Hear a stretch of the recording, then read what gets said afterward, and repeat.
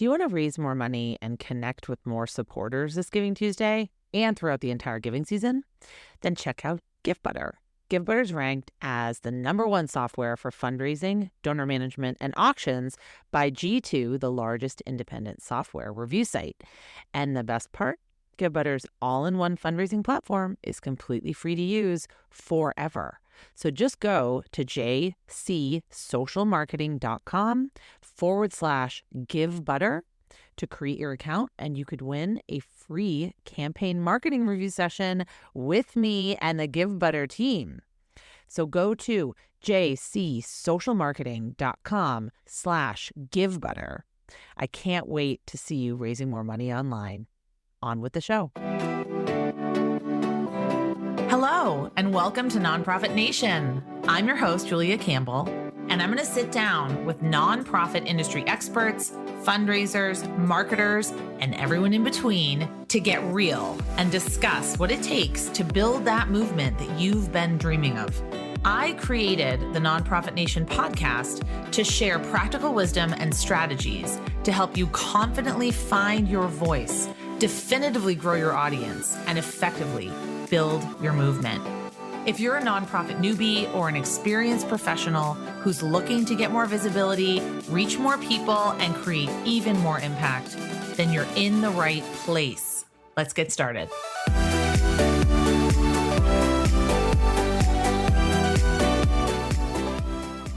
Hello, everyone. I'm so excited to be back with you today for another episode of Nonprofit Nation. I'm Julia Campbell. The question we're answering today: how can you reach your year-end fundraising goals with Giving Tuesday? So if you want to understand the most effective fundraising practices, harness the power of peer-to-peer fundraising, mobilize your supporters, foster lasting relationships with your supporters, and sort of use Giving Tuesday as a jumping off point, then this is the episode for you. And I'm going to introduce my guest, and we're going to tell you about something special that we are working on together. So Floyd Jones serves as the Director of Community and Partnerships at GiveButter. I am positive that many of you are very familiar either with GiveButter or with Floyd's work. And throughout his career, Floyd's worked tirelessly on building social impact communities around the world, collectively raising over $20 million for grassroots organizations and speaking at over 50 conferences across America. He's also a pioneer for social justice, and in 2023, he founded Back Black, a multi-platform initiative that has raised over $1.3 million for 770 Black-led nonprofits. He also serves as a business coach, strategist for creators, and purpose-driven companies. Floyd, welcome, and when do you sleep? What? What's that? We talk about this very often. I know. I'm like, Yes. oh, I'm so excited to have you here today. We're working on a webinar together for so GiveButter, 10 social media strategies for Giving Tuesday. If you're listening to this episode when it's released on November 8th, then you can sign up at the link in the show notes. Also check your email. I'll be sending out a very special promotion. And why should they join us live today and not just wait for the recording? because not just is it us, like you want to be around us, Heather. That's true. But you're going to get an opportunity to get a free coaching call all about your Giving Tuesday social media strategy with the Julia Campbell. And word on the street is that Floyd is going to make an appearance as well. So you're going to get the ultimate coaching session, the ultimate coaching package. But really, we want to help you take your campaign and your fundraising and your community to the next level. So we're going to do this. All right, go to the show notes. It'll be at the top, the link, tap on it. Make sure you sign up and join us live. But I want to dive right in because I have a preeminent expert on giving days, on year-end giving, and digital fundraising. So what do you say to nonprofits that think they shouldn't participate in Giving Tuesday? Why should we participate? I'd be like, why? What's stopping you? I'd be so confused. I'd be like, huh? I think that so many people say, I hear this all the time. Giving Tuesday is too busy. There's too much noise. People are so, who's going to pay attention to our organization? And I ask myself and I ask them, is this true or is this a limiting belief? right? Like, are you telling yourself this, or is it something that you actually believe? Because here's the thing. The studies actually show that Giving Tuesday and interventions like Giving Tuesday are amazing and extraordinary opportunities to get new donors for your organization, right? So yes, there are a lot of organizations talking, but last year, $3.1 billion was raised on Giving Tuesday alone. That's a 15% increase from the year before. So the money is going up, all right? It's trending in the right direction. So why can't you be a part of that 3.1 billion? Wake up on Giving Tuesday and say, I'm here to get my piece of the pie, and you will see it, okay? I love it. I think that's a great idea. I agree. I think that for a lot of organizations, it is that limiting belief saying, I'm not enough. My donors won't support me. I don't have a compelling message. So what makes a compelling email? Well, I guess we can go to social media after. What makes a compelling ask on Giving Tuesday, either email or social media? I think the most important thing when you're thinking about how do you be compelling is what is in it for the donor? How does the donor see themselves? And not necessarily a transaction, but how does the donor see themselves in your message? How does the donor see themselves in your community? If you know me, you know that I always say that you are a bridge. If you are a nonprofit leader, you are a bridge. You're a bridge between where your donor or your participant is and the impact they want to see in the world. You're a bridge between where your donor is and the change that they want to see in the world. You're a bridge between where your donor is and the progress that they want to see in the world, right? You are a bridge. Your communication, your messaging, your social media, your email, how you communicate with your donors, even through a regular appeal. All of those different things are getting them to that promised land. But you have to ask yourself, am I being a barrier? People want to be a blessing. They want to be a blessing, but they need a bridge to get there. So ask yourself, are you being a barrier or are you being a bridge? And if you're not asking, if you're not showing up, if you're not allowing yourself to be seen, if you're not allowing your people in your community to be seen, guess what? You're a barrier. Oh, absolutely. I just spoke with Julie Ordonez. I don't know if you're familiar with her work. She's absolutely fascinating, and she works in major gifts. So I was asking her, like, what holds us back? And she's saying it's not even what holds us back. It's we don't ask for enough. And we're failing our communities by not asking. Come on, somebody. I was literally at dinner with a friend. I won't say their name, child, but I was at dinner with a friend last night, and I was like, how much do you need for your mission? Because they're getting their organization up and going. And they said, well, we need 10,000 for the program. And I'm like, so...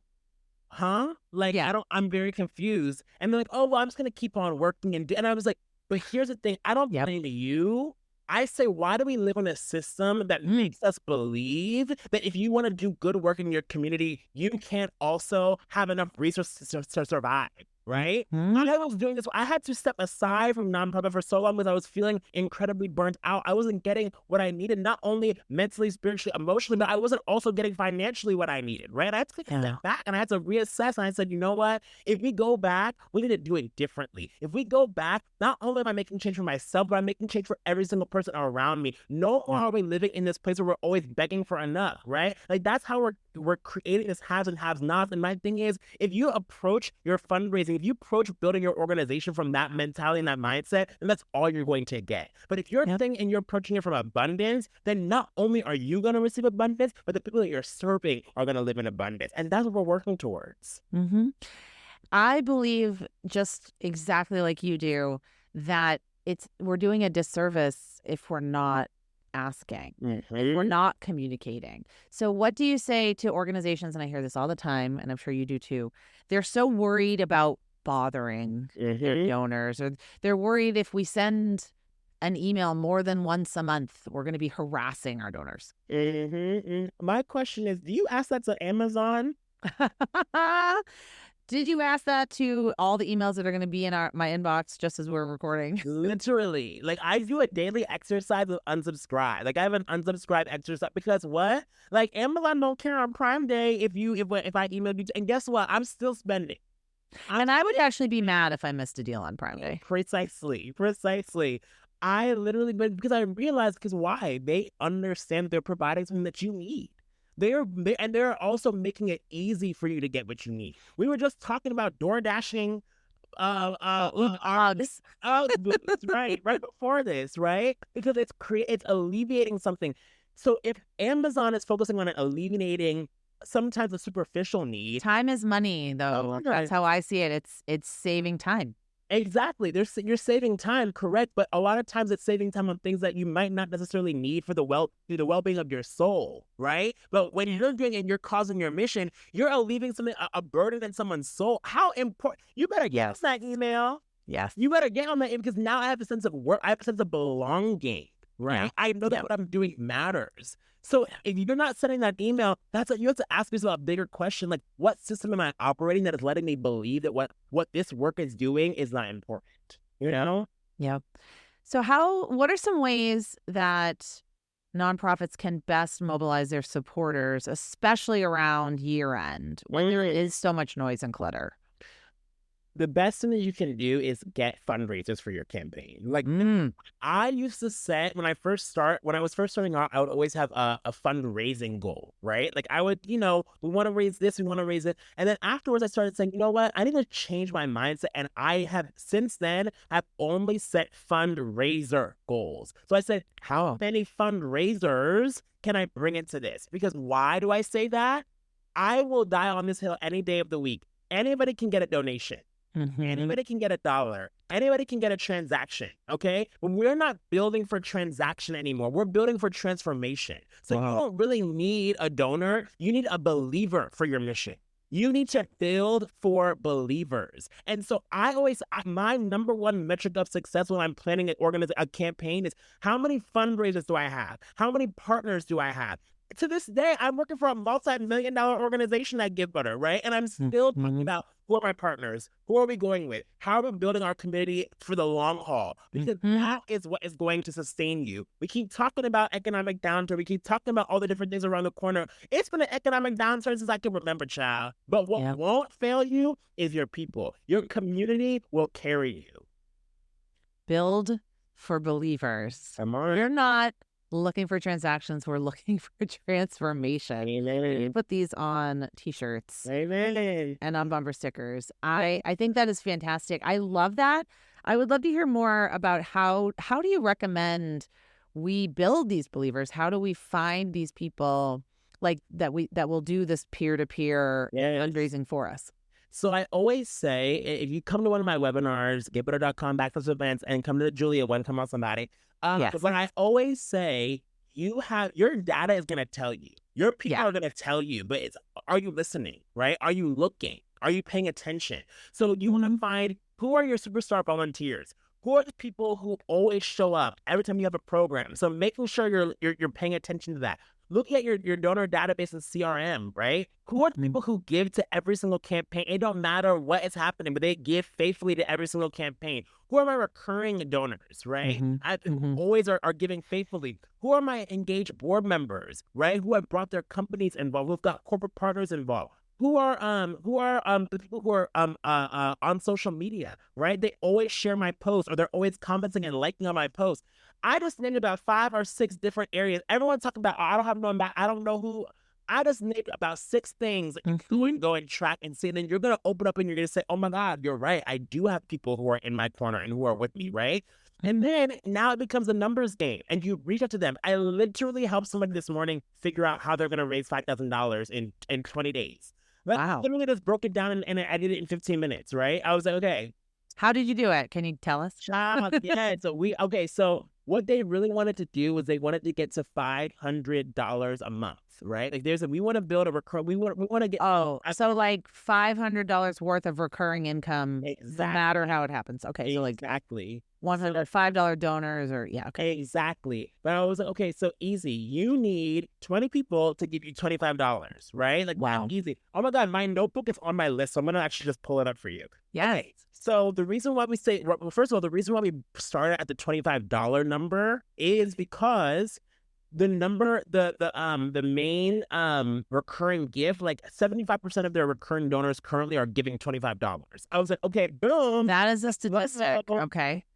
So 75% of their donors were giving $25. So okay, boom, we're gonna land on the 25 number. Okay, that's one. So it's actually math and data. It's not coming out of the air. Okay. Thank you. Yes, it's not just hoping and wishing. What is that book I used to? A wish and a prayer. A hope and a prayer. Right.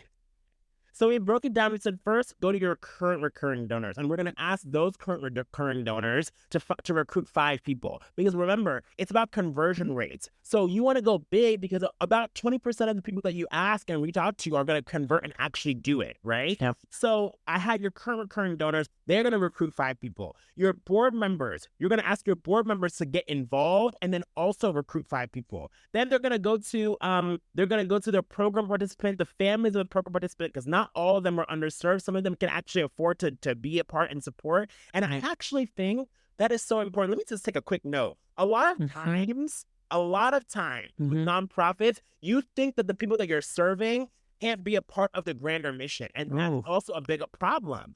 Just because someone wants to go to your program doesn't mean that they can't also be a part of solving the issue that you're trying to eradicate. Yep. And that's another big issue. We look at people.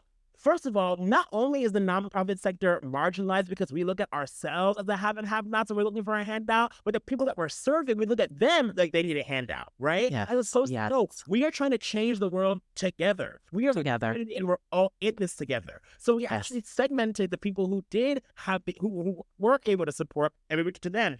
Then we said, go to your corporate partners because they have a list of current corporate partners, and I said, okay, ask the leaders of those companies, can they find 5 people to become your recurring donor? At this point, we made a list together in our call of 75 people. 75 people. Wow. That conversion, I'm sorry, hold on, let me see. Okay, that conversion rate is 15 people. So then we needed 5 more people. They have a donor database of 50 different people, okay? So we went into that donor database of 50 people and we said, okay, hey, these are all the people who donated to campaigns this year. And guess what we did? We filtered that by who had given. We went into GiveButter, come on, CRM. Yep. Out of all of your donors, which of them gave $25? And that gives us a list of 50 people. And so now I said, hey, we're going to email and segment those people. And we're going to say, hey, you already gave us $25 in the past. Can you consider becoming a recurring donor, right? And now we have our 20. Now we have our magic number of getting us that number. But guess what? Even though 20 is the base, most likely you're going to convert even higher than 20%. So you're going to probably end up with even more than what your goal is. Okay? So I hope that helps you. I had to do a little masterclass for.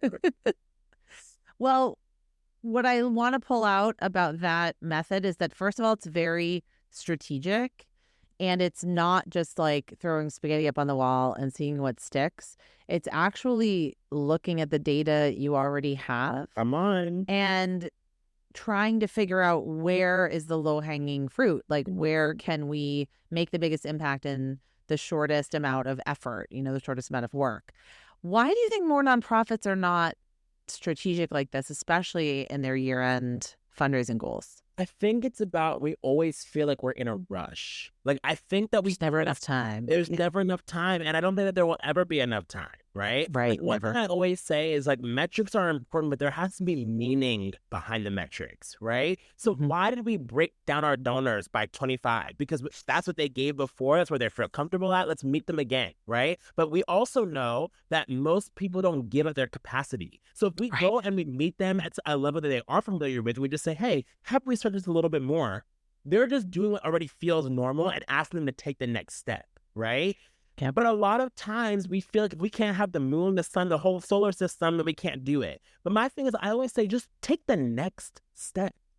Just take the next step. I'm not asking you to run a marathon. First of all, I ran a 10K thing into this. I felt good about running a 5K, but 10K. I'm so proud of myself. But that's amazing. Thank you. I feel so grateful. No, that's incredible. When I first started training, though, I was like, I'm not a runner. Like, I'm not a runner. I don't run.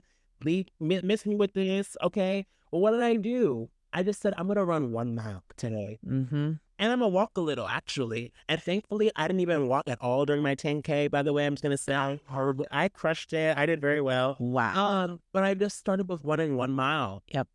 And then it built up and it built up. And now I'm running a half marathon next year. Oh, my gosh. Amen. Because he's a runner now. Now you're a runner.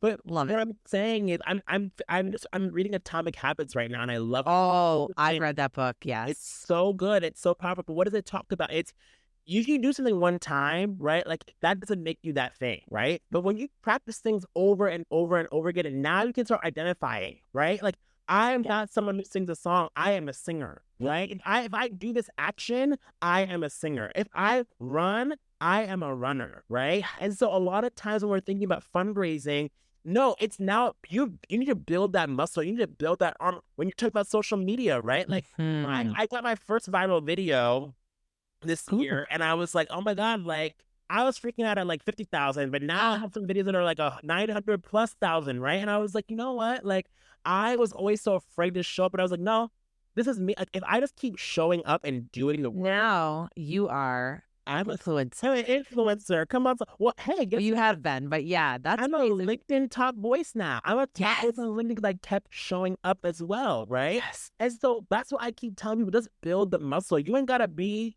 the Rock tomorrow. You know what I'm saying? But just start with one rep.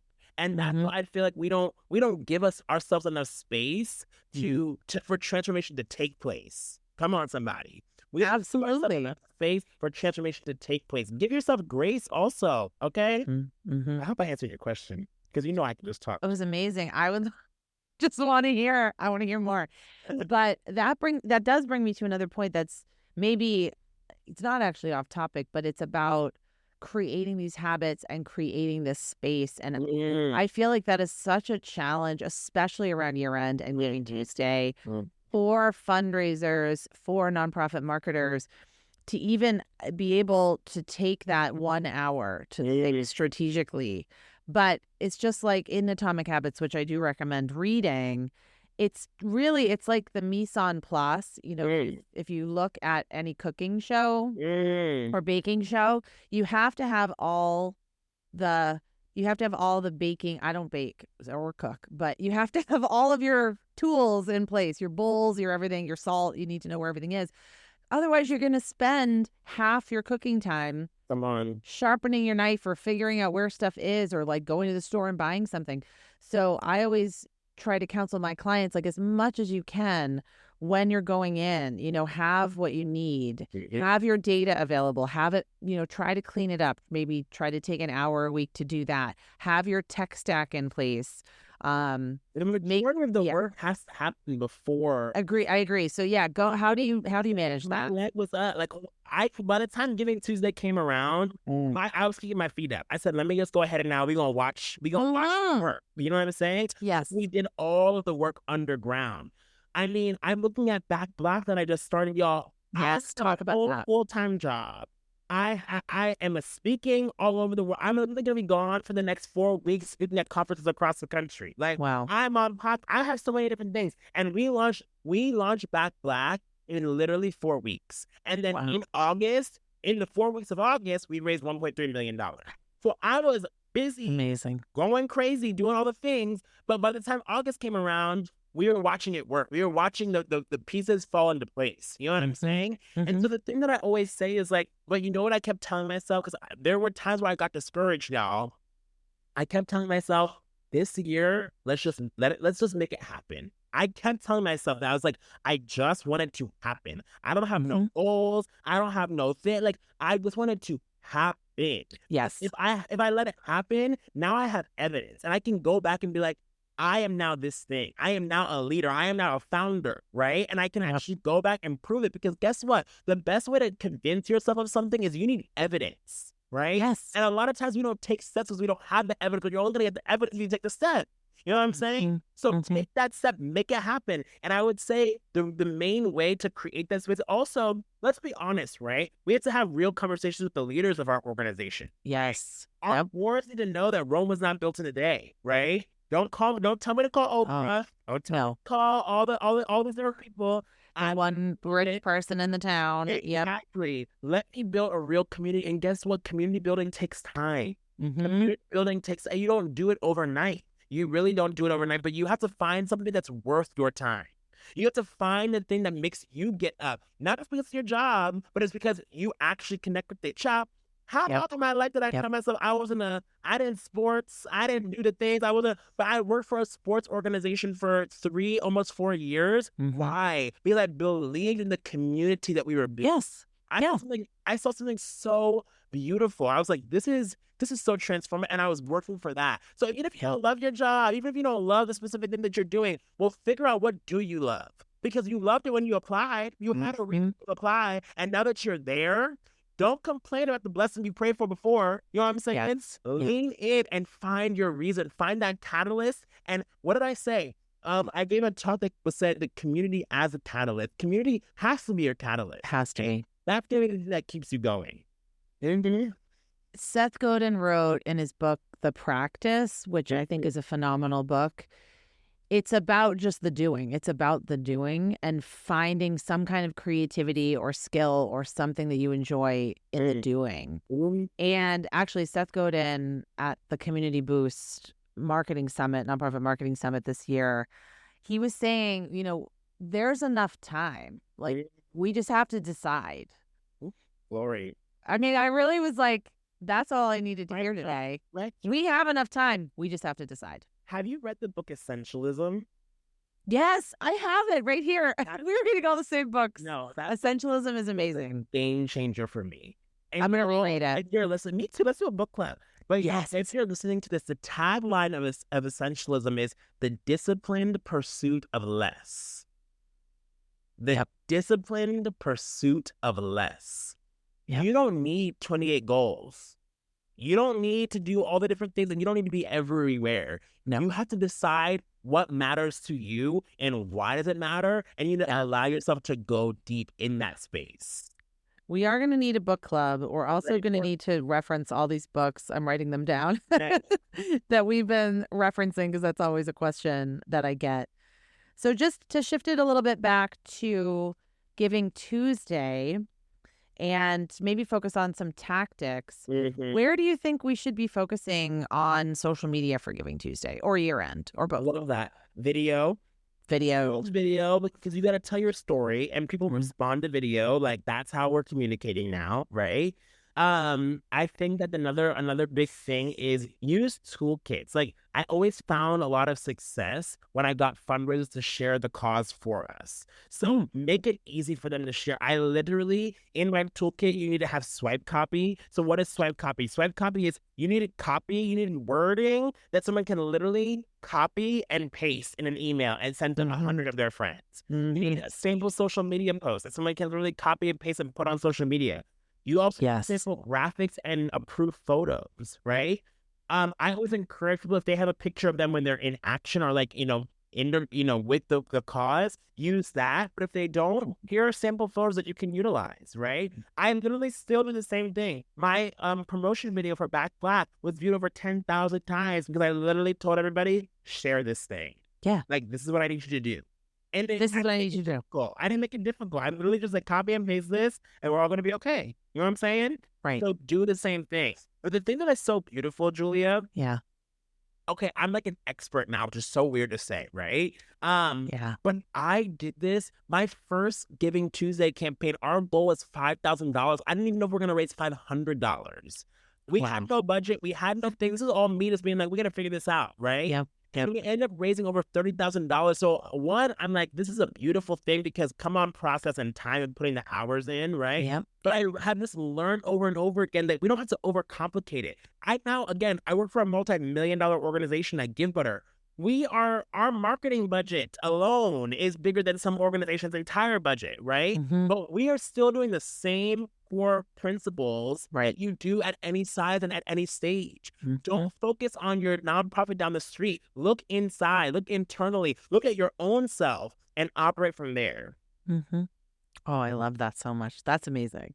So with the proliferation of video, of images, where can like small nonprofits get started? Like, how did you do that with the $5,000? Because I think a lot of organizations are hesitant to set a big goal on Giving Tuesday. Child, yes. Okay, well, first of all, rewind and go to the whole break it down thing because it's all math, right? Like, my first year was guessing. I'm not gonna lie. I was like, we're gonna figure this out. I'm great.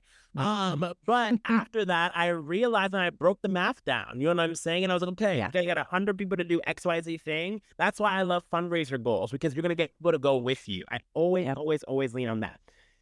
By fundraiser goals, you mean the people that are raising money for you? Like, I'm going out and raising, or I'm going out and saying to all my friends, I want I would love you to learn about this organization here. I'd love you to donate on Giving Tuesday. Exactly. And here's the thing, if you get 10 people to donate $500, or if you get 10 people to raise $500 on, that's $5,000, Yep. right?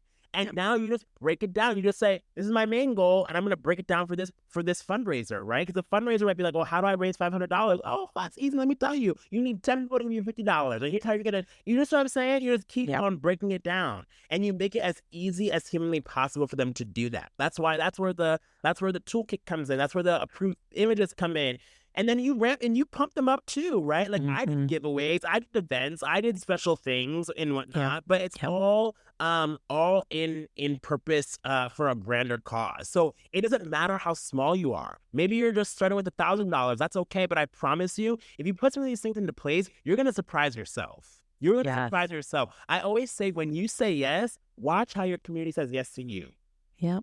Oh, absolutely.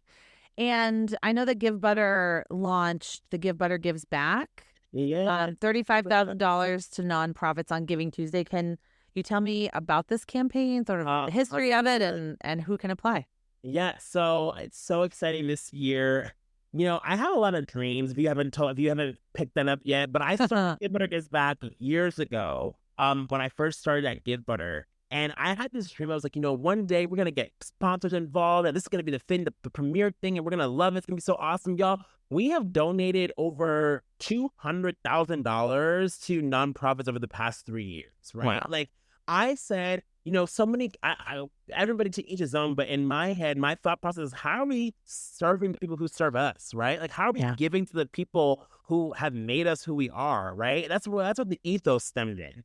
But now, this year we're able to get Visa on board, and they've been such an amazing partner, and they're helping to fund this giveaway, which is really exciting. But we want to say, how are we branching off even more to the next frontier? And so if you are a GiveButter, if you have a GiveButter account, and again, creating an account on GiveButter is completely free. You are eligible for this $35,000 giveaway on Giving Tuesday.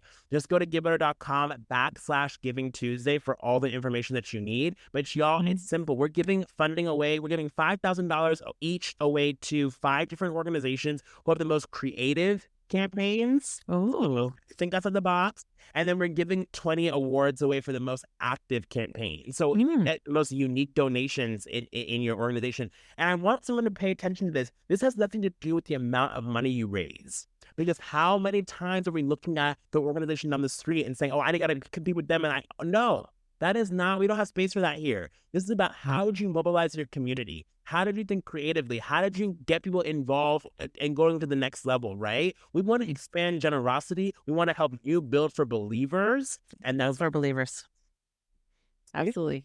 Love that. So you are building for your believers and helping nonprofits build for their believers. Come on. Yes. What do you say to a board member or board members that might be a little bit skeptical and might just want to say, okay, we just want to raise as much money as possible by year end? I think there's still that view of donors as transaction points, unfortunately. How can we convince people that are stuck in the status quo? That's a good question. I would say, are those your people? Yeah. Are those your people? Because if you're trying to build something and you're facing a lot of friction, you just gotta ask them and evaluate. You know what I mean? Because they could not be. 2, are you effectively communicating? Right? Because are you actually talking about, hey, no, here's where we're gonna go. Here's what the upside is. And then lastly, if you still are facing that friction, because I could see you can be doing all those different things and still getting the friction, just try it. Because what are they gonna do? Be mad at you for raising more money? Right. Just start doing it. I would rather you be like, oh, that's the wrong thing, than me never did it at all. You know what I mean? Because a lot of times people are just afraid of change. They're afraid of doing something different. And that's okay. That's not your problem though, right? Yeah. You're there. You see, you're the catalyst, right? You're there. You have the ability, you have the gift of being able to see what's happening in the future. Be that blessing, be that bridge, give that gift of vision to somebody else because their eyes are closed. Help them open their eyes to see. Help them open their eyes to see. I love that.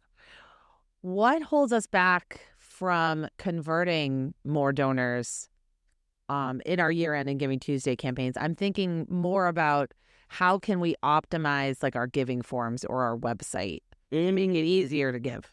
I think that it goes back to like friction, like we were talking about. Like, People do not want friction. Yeah, they want us to make it easy. That's why I want to go and buy it and have it and do it or pay for it and immediately. Well, think about how easy it is to purchase something now. Like, I love Apple Pay. I think I love it too much because the way I just be swiping my phone.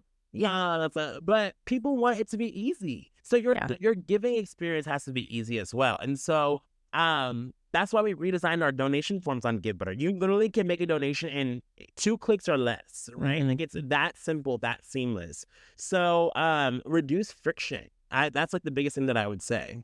Yeah, I totally agree. Make it mobile optimized, make it as easy as possible. I always tell the people that I work with, like, our job is to eliminate obstacles to giving because people already have so many. They're already kind of probably looking for a reason. They're like, oh, it's sort of like when you're shopping, you're like, oh, probably shouldn't buy this. I'm looking. You're looking for a reason to not do it. Right. And if we don't give them any reasons and we only give them inspiration and great reasons to give, then they're much more likely to make that gift and hopefully stay with us in the long term, which brings me to my next question. How can we go beyond Giving Tuesday and build deeper relationships with our donors? Yeah, I think that this stems in how are you building community, right? And like, I think that every single way that you interact with your donors is the way that you're operating and building that community for the long haul. So are you communicating with them and telling them the impact of their donation, right? Are you letting them know like what's going on? Are you communicating with them just to say hello, right? Like just to say hello. Like I know all my donors, right? Like I know my partners. Like you and I, Julia, we can chop it up. We don't need to be talking about business. We just chop it up. You know what I'm saying? And I think that people forget that. And that's where we go back to the transaction versus transformation, right? How do you want to be spoken to? How do you want to be interacted with, right? And I think that that's something that we forget. We just go and did you do the thing that I needed you to do? As opposed to, am I being the person that I need to be for you? Am I showing up for you? Are we in this together, right? I think that's an ethos change. And when you can change your ethos, when you can change your intention, right? Yeah. Then everything else falls into place. I absolutely agree. Oh, I think that's so phenomenally amazing. So building deeper relationships really requires, I mean, it is a long-term strategy. We have to think about the content that we're sharing, and we have to just maybe not send an annual report once a year, sending thank you letters, getting more creative. What are some of, if you have any examples, kind of putting you on the spot here, some creative examples of donor cultivation that you've seen in the space? Or even just donor acknowledgement? I find getting a thank you note is often difficult. Well, I wish Prospector Theater, because they're my people, but they send me popcorn because they're theater. They have their own popcorn line, and they send me popcorn, and I have a sweet tooth. Like, I literally have a sweet tooth. So, and they send me, like, they're sweet flavors, and I'm like, oh my God, I love this. But it was great for me to just, like, recheck in and be like, what's going on? Like, what's happening with them? Like, where are they at? Let me make a donation. Like, you know what I'm saying? Yes. All of that goes a really, really long way, I think. I think that also the unique way of cultivating your donors is how you build your campaigns as well, right? So, like, I give Hope Booth as an example as well, but they had a 10-hour telethon that was featured on NBC News, right? And they brought together influencers and artists and creatives, and they live streamed it on social media so people could plug in wherever they were at, and they live streamed it all to their GiveButter campaign. And I was like, this is genius. Like, it was so cool how they put the whole thing together. Cycles of Change, they were one of our winners this year. They had a Month of Sustainer campaign, and they were like, they do a bicycle ride for youth, and they provide bikes and whatnot. And we're gonna do a community ride. So they brought people together to actually get on their bikes and ride. So you're now in it. You know what I'm saying? Like, yes. Don't make your mission so far away. Make it people so they can feel like they're a part of it. Because if you're doing it properly, they should be a part of it. Yep. Yep. So you need to add founder to all of those list of things that are part of your identity. And you founded Back Black. We've talked about it before. What's next for Back Black? Ooh, a lot of what's next is a lot of what we talked about here, right? Like we're gonna continue to ramp this community up. Like in a few short weeks, we got 770 nonprofits. But what would it look like if we had 20 to 30,000 Black-led nonprofits, right? Like not only them taking the action to raise, but how are they working together to actually learn together? How are we growing capacity together? How are we growing community together? Yep. So I am so excited to see that continue to emerge and grow. And how are we bringing on even the right partners, the right industry partners on board as well, right? So many companies in this industry, I feel like marginalized communities kind of they get pushed to the back, right? But I don't want to be pushed to the back. I want you to come behind my back and help us rise together. Come on, somebody. Yeah. Yes. I will put all the links to that in the show notes. And Floyd, it's always a joy. We could talk for hours and hours. We need to have like a TV show. I'm ready. And a call-in show. Can you imagine us having a call-in show? It would be so fun. I love it so much. People call in with their questions. And a book club. Of course, we have 40,000 tasks we must do, and now we have 90,000 ideas of things we want to do, but that's why I love you. So I love it. Remember, yes. Before we jump off, Julia. Yes. I always say this, but it kind of hit me in particular. I always say that alignment determines your assignment. Alignment determines your assignment. So if you listen to this podcast and you say, I have 90,000 things to do, no, you're not in alignment. Yes. Go back to your secret place. Go back to the quiet place. Sit down, get aligned, close your eyes and say, what is best for my community now? And when that answer comes to you, strike. Because when you strike from that place, you will not miss. I love it. I want people to know where they can reach you, but I definitely want to end on that note. Also, just to plug the webinar one more time, if you're listening, November 8th, we are doing a webinar together all about using social media on Giving Tuesday. Floyd might make a special appearance, and we will offer you an opportunity, if you join us live, to win a free coaching session, marketing campaign analysis session. Yeah. So all of those links are in the show notes. But where else can people get in touch with you, connect with you, learn all about you? My website is floydjones.co. And you can also find me at The Floyd Jones on all platforms. Yes, amazing. And definitely check out GiveButter.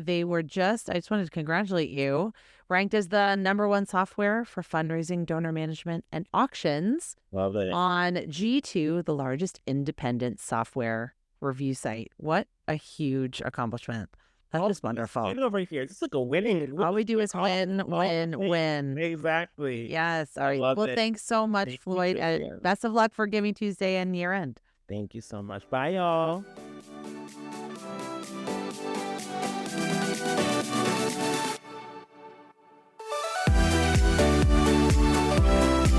Well, hey there. I wanted to say thank you for tuning into my show and for listening all the way to the end. If you really enjoyed today's conversation, make sure to subscribe to the show in your favorite podcast app, and you'll get new episodes downloaded as soon as they come out. I would love if you left me a rating or a review, because this tells other people that my podcast is worth listening to. And then me and my guests can reach even more earbuds and create even more impact. So that's pretty much it. I'll be back soon with a brand new episode. But until then, you can find me on Instagram at JuliaCampbell77. Keep changing the world, you nonprofit unicorn.